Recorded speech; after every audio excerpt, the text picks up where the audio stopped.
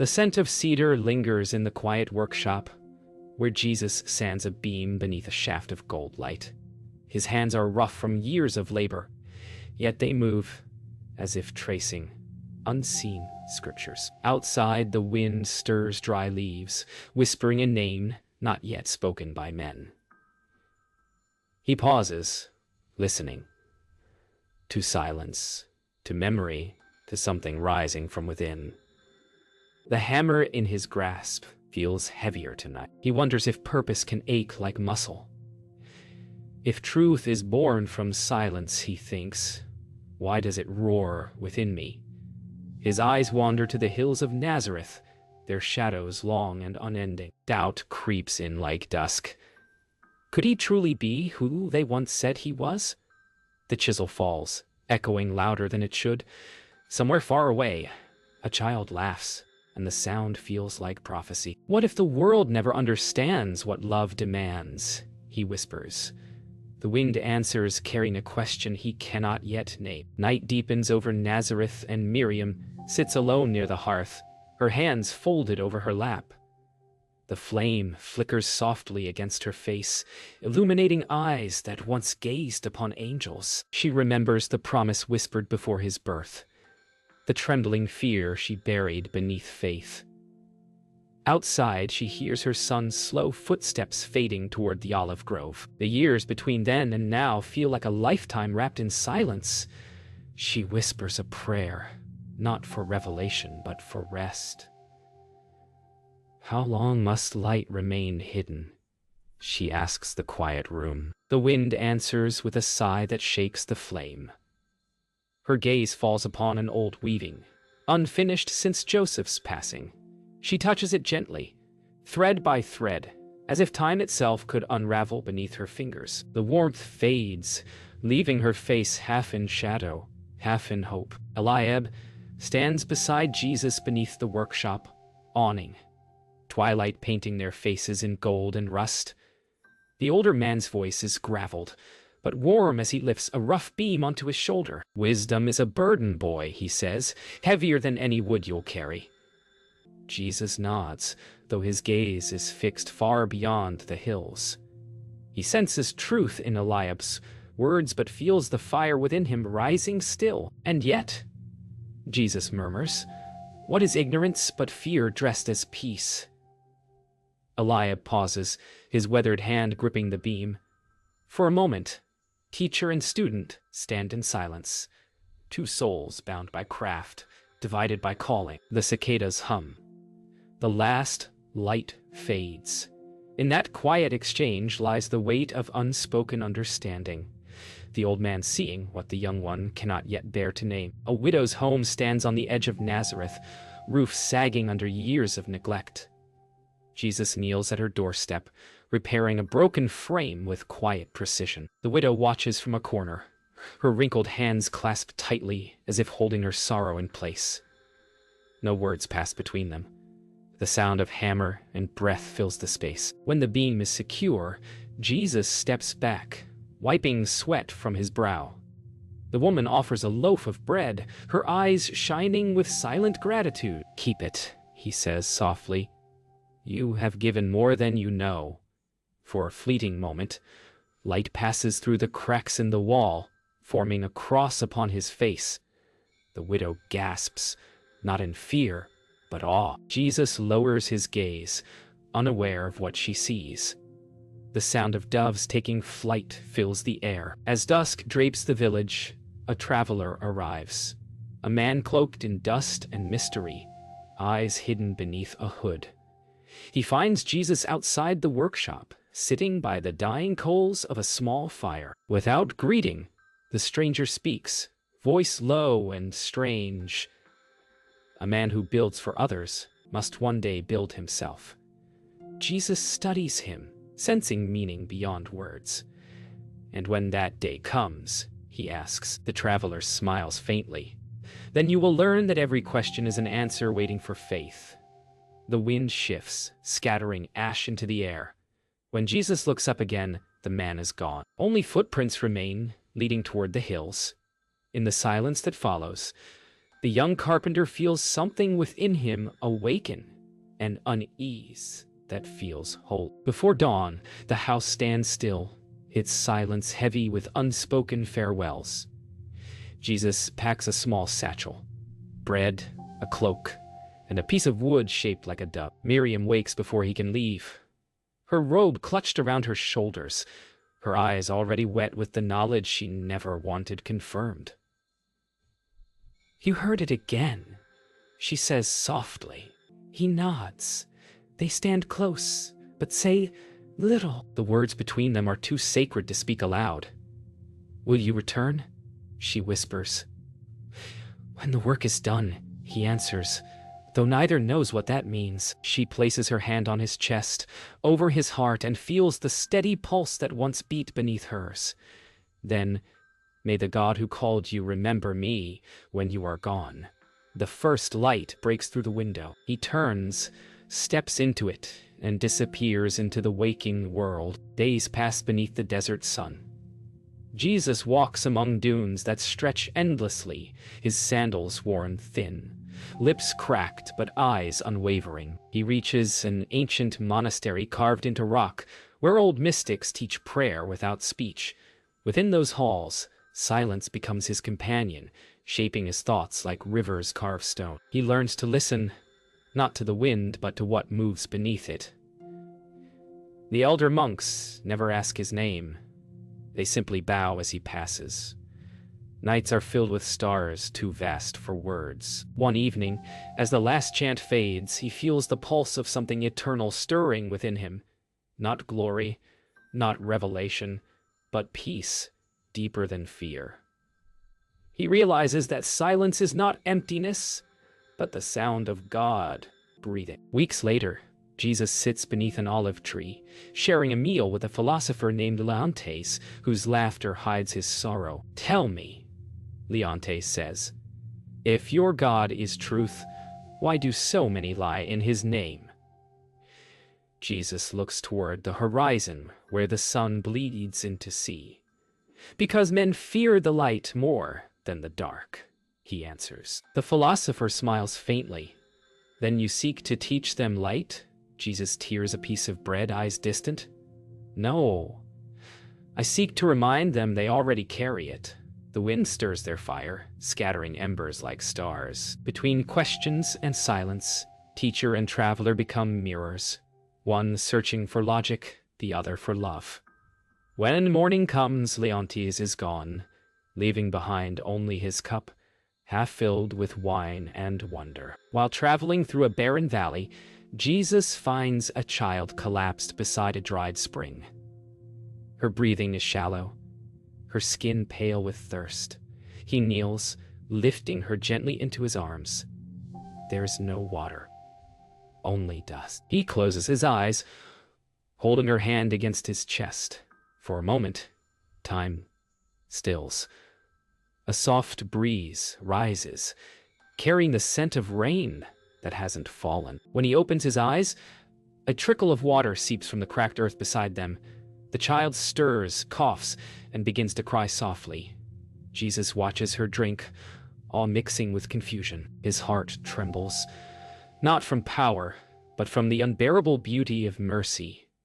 "Do not tell anyone," he whispers, unsure whether to fear or thank what has just happened. That night, Jesus dreams of water becoming light. He stands upon a sea of glass, each wave rising, not with salt, but with radiance. Faces emerge in the glow. Men, women, children, each one reflecting a fragment of his own soul. The voice that speaks is neither above nor around him, but within. What is given in secret will shine in the open. He reaches toward the luminous tide, but it dissolves through his fingers, leaving only warmth. When he wakes, dawn is breaking, and the desert shimmers as if bathed in unseen fire. He understands then.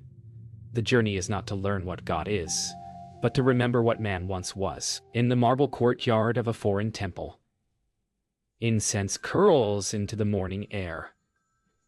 Jesus sits across from a scholar draped in white linen. The man's name is Ardashir, wise and weary, a keeper of scrolls written before Rome was born. You speak of God as if you know his heart, Ardashir says.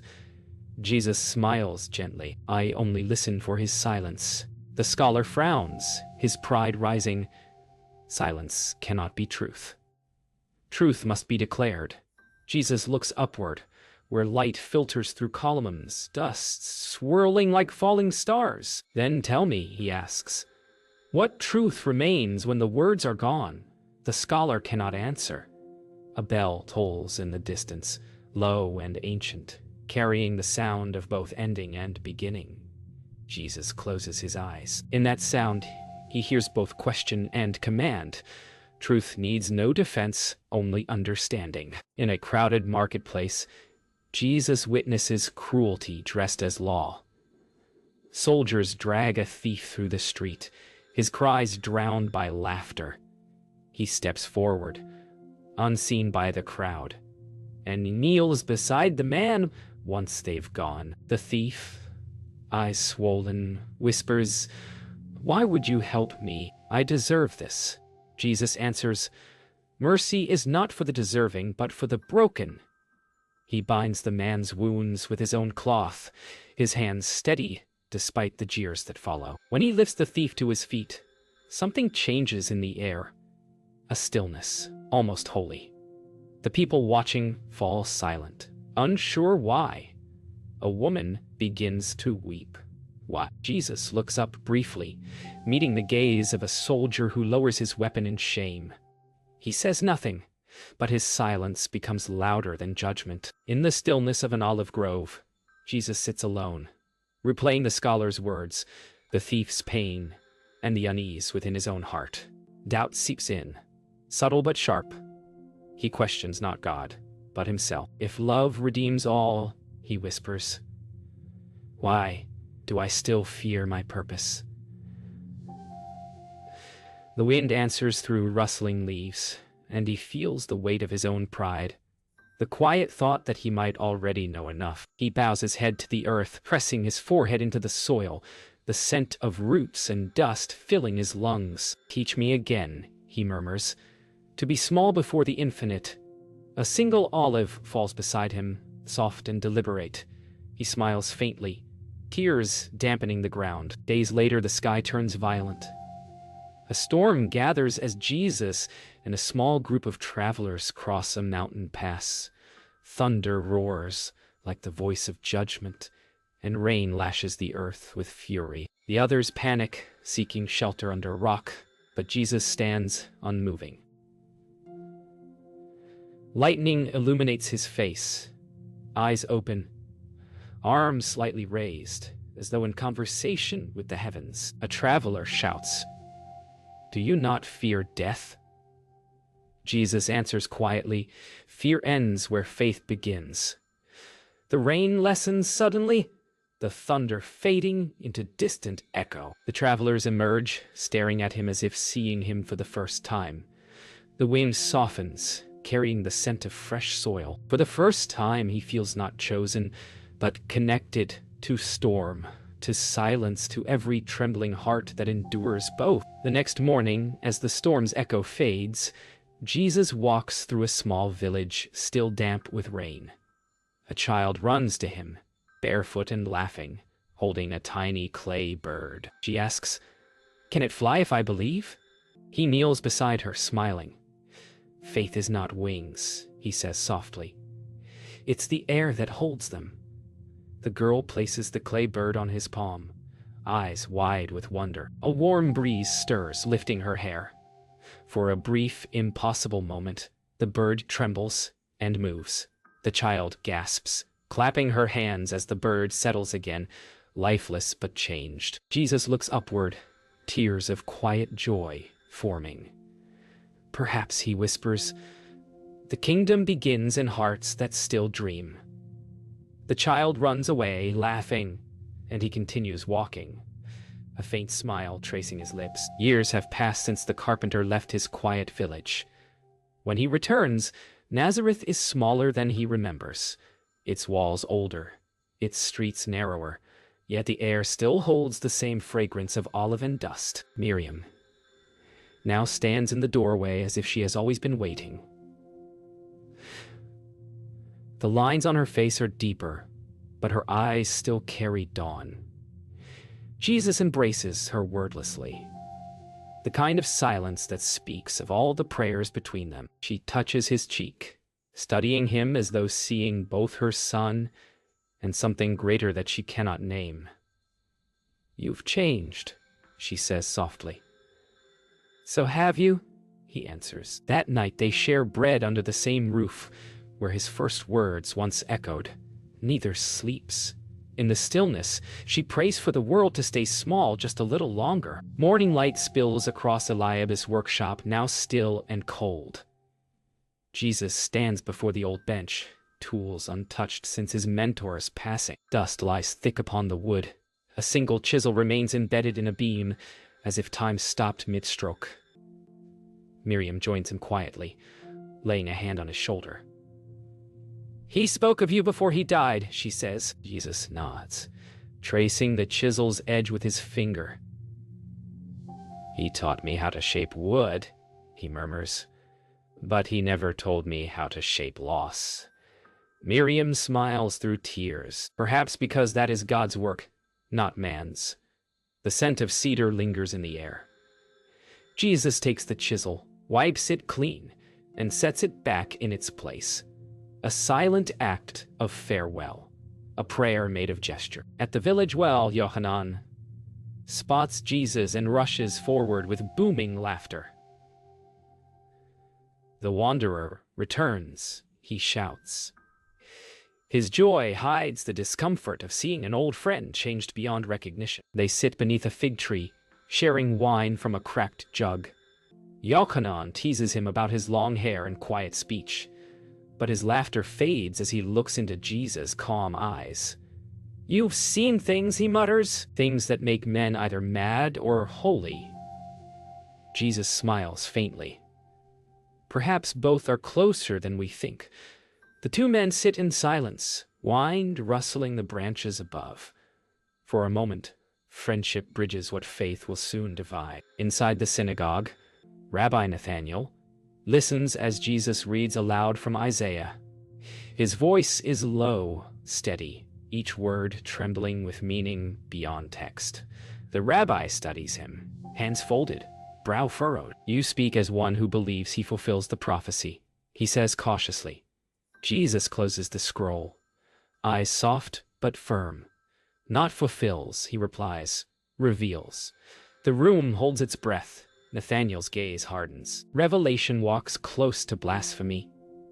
Jesus bows slightly. So does truth. To those afraid of it. Outside, thunder murmurs over the hills. Inside, two generations of faith stare at one another across the narrow space between fear and light. Darned out. One evening, Tamar's father, blind from birth, is brought to Jesus by friends, desperate for healing.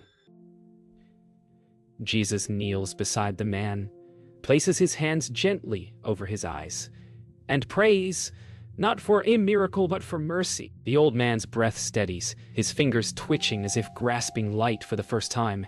When he opens his eyes, he gasps, tears spilling freely.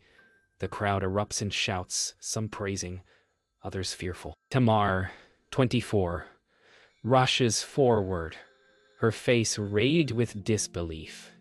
"You've given him sight?" she cries.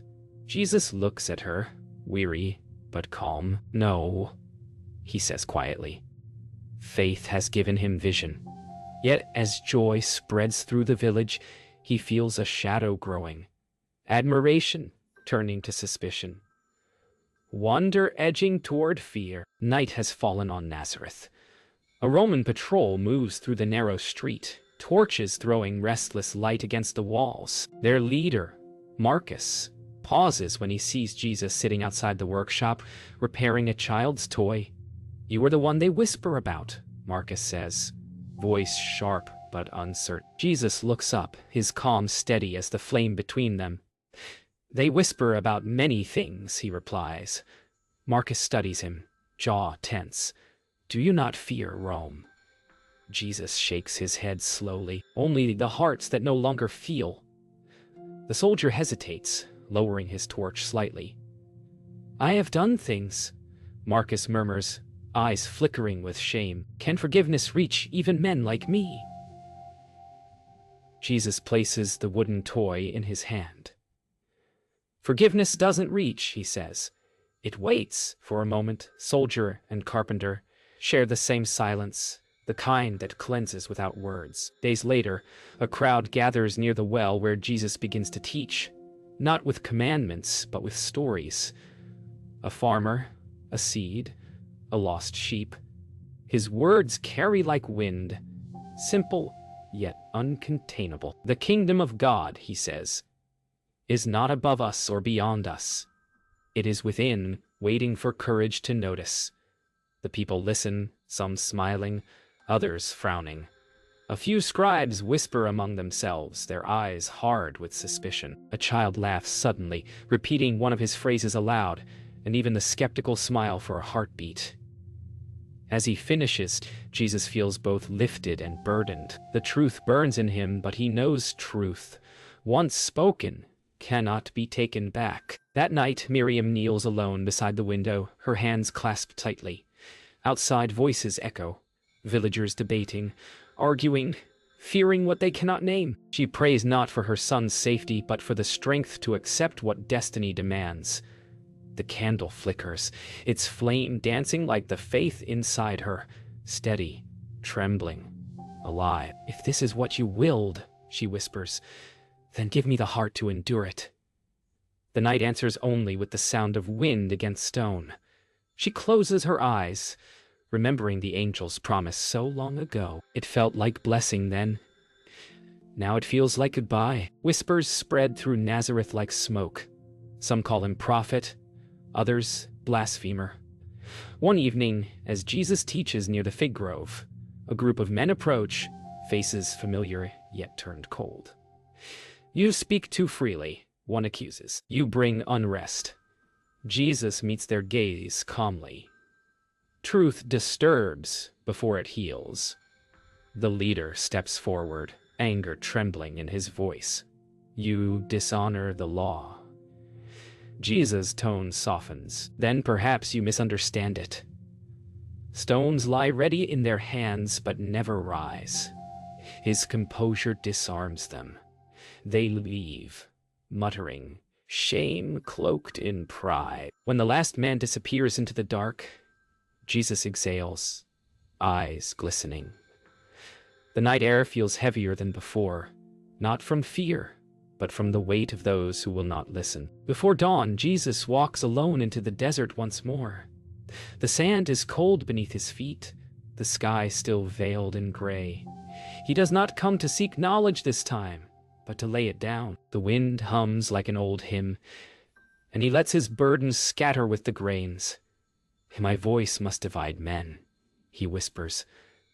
"Then let my silence still love them." He kneels, pressing his palm into the earth. His breath steadies. His heartbeat slows until it matches the rhythm of the wind. The first light breaks across the horizon, painting the dunes in gold. He rises, face calm, eyes clear. The carpenter, the wanderer, the teacher, all one. In surrender, he finds strength.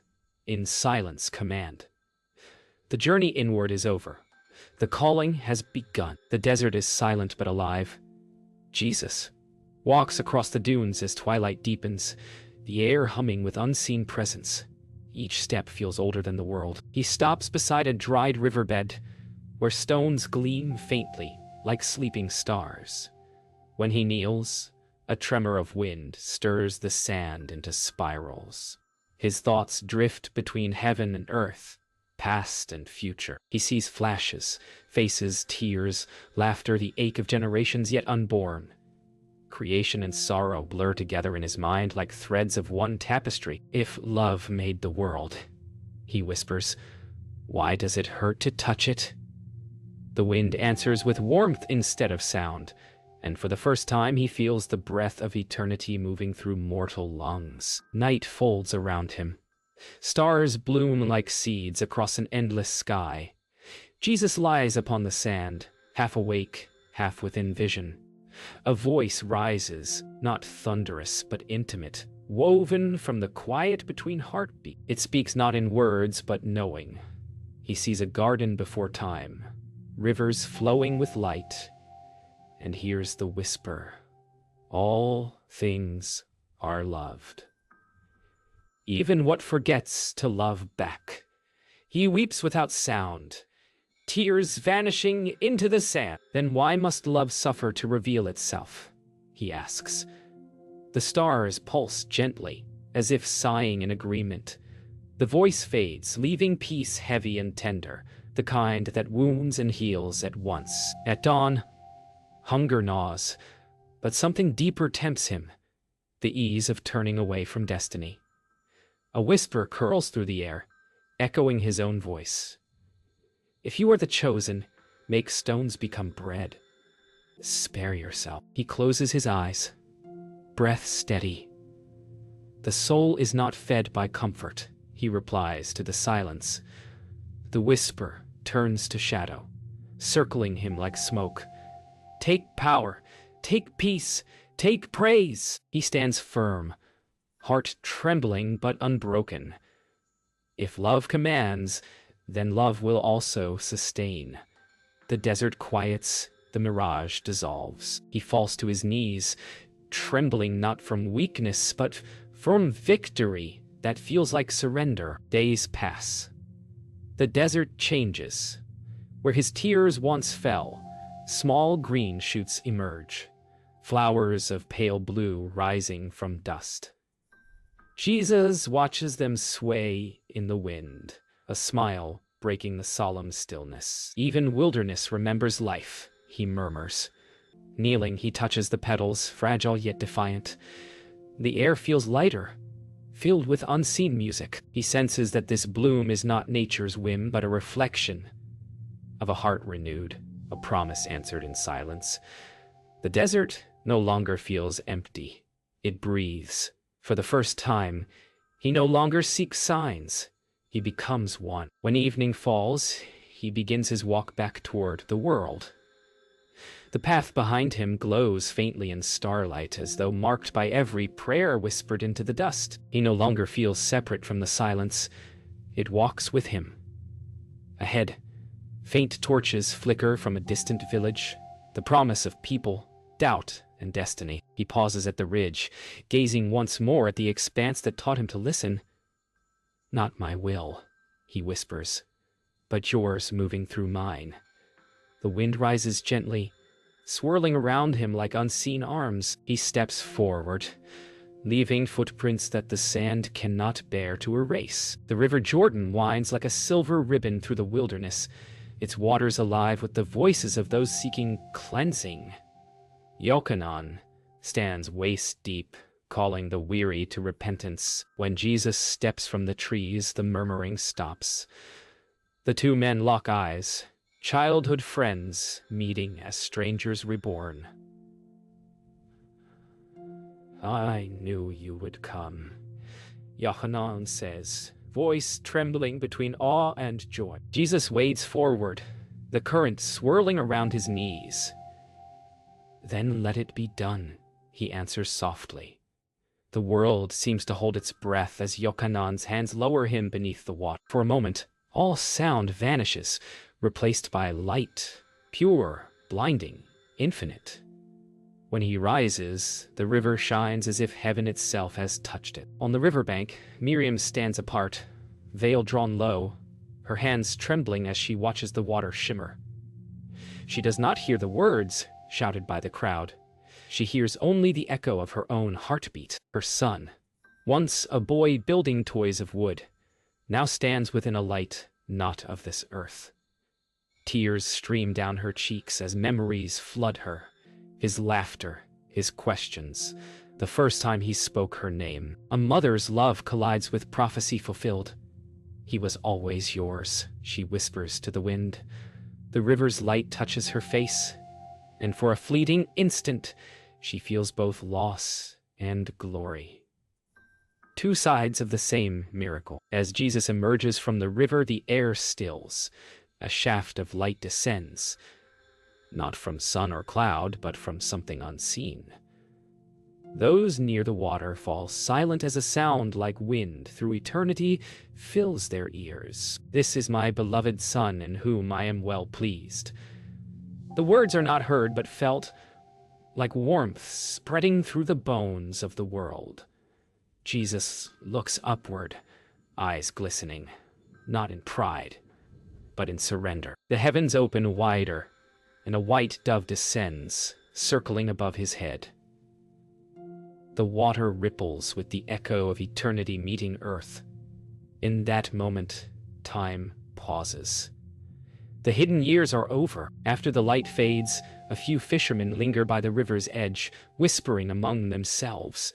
One of them, Andrew, steps closer. "Rabbi," he calls, uncertain. "Where do you dwell?" Jesus turns, the corners of his mouth lifting gently. "Come and see." The invitation hangs in the air, simple, eternal. The men follow, their footsteps mingling with his in the wet sand.